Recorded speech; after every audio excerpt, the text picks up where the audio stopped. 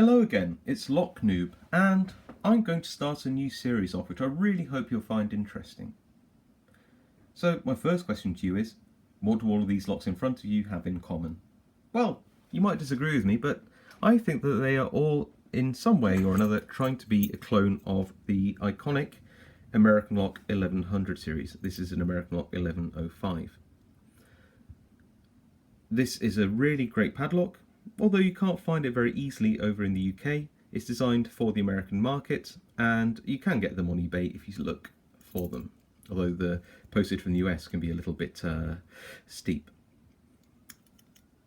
What makes an 1100 series padlock, what do I think are the main features of this lock, and therefore why have I included these locks here as copies or clones of this American lock? Well, things which really stand out for me: the form factor, that kind of square body, the fact it's an aluminium body padlock, the fact that it's got a removable core, it's repinnable, it's got ball bearing locking mechanism for the shackle, and the shackle itself is hardened steel. That is what I think makes an American padlock, and you find most of those features in most of these padlocks too. One lock here which isn't really a clone of the American 1100 series, of course, is this one, which is an American Series 20 padlock. It's just another type of American lock. It's an older lock than this 1105. Why am I including it? Well, Pete Restall, who lent me these four locks here for this series,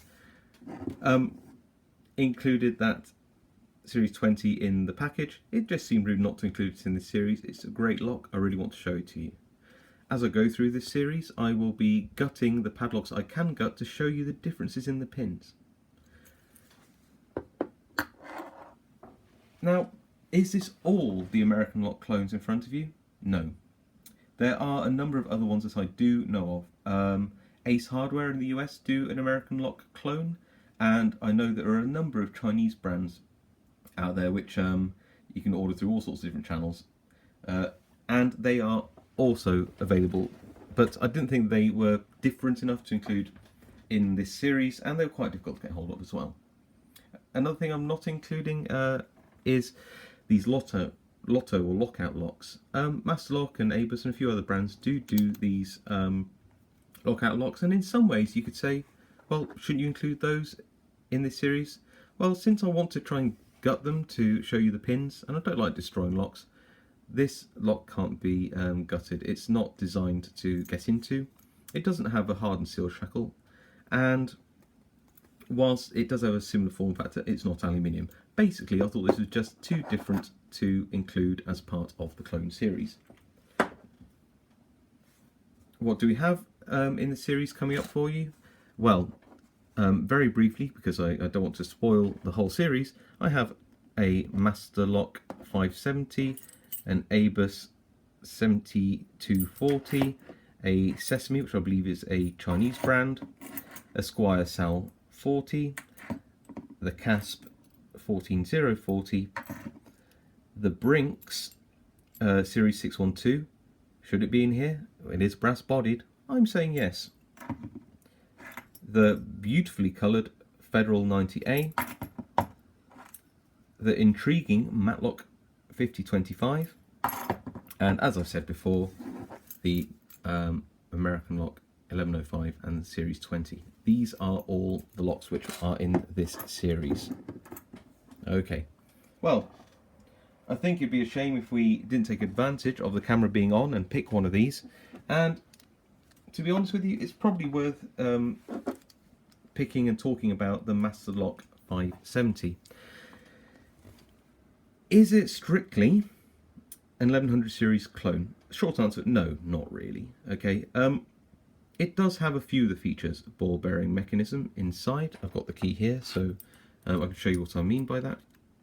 So if you look, there are half circle cutouts on the shackle, a ball bearing. If I tap it, you might be able to see a ball bearing just there. Yep, poking its head out. So it's got it's basically an anti-shim mechanism. So you've got hardened shackle, ball bearing, aluminium body, and what looks like a removable core, but actually it's not. It's not designed to be removed and it's not designed to be repinned.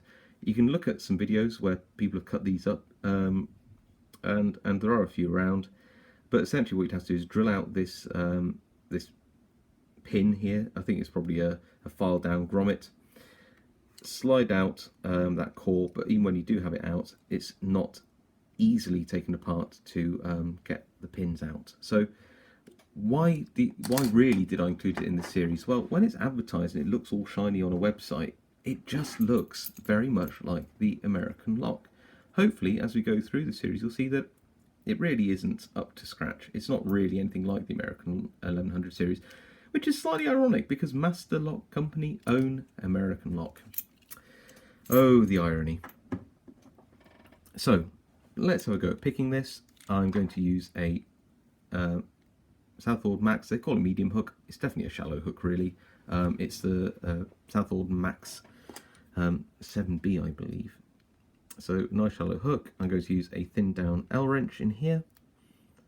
Just going to do some hand picking, light tension, going in slight angle at the back. Try and get it on pin 5 if I can. 5, going along. Got a little click out to 2 and click out to 1. Give it a little scrub. Oh, I think I'll just reset some things there.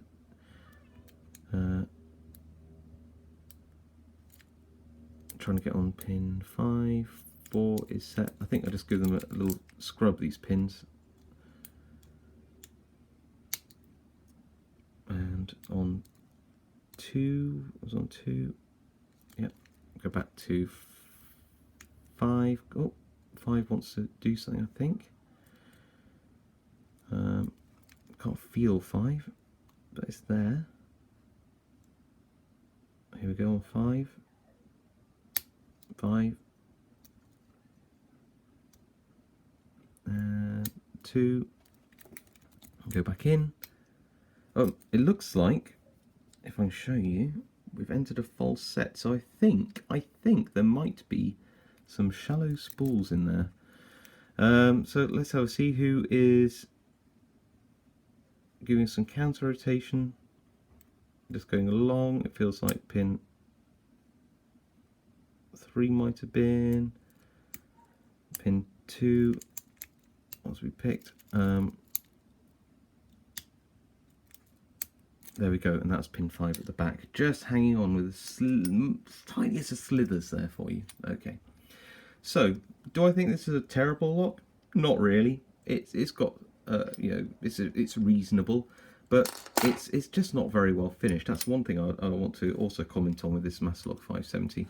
If you just take a look at this casp and just look at the nice finish on that casp, you know how shiny it is.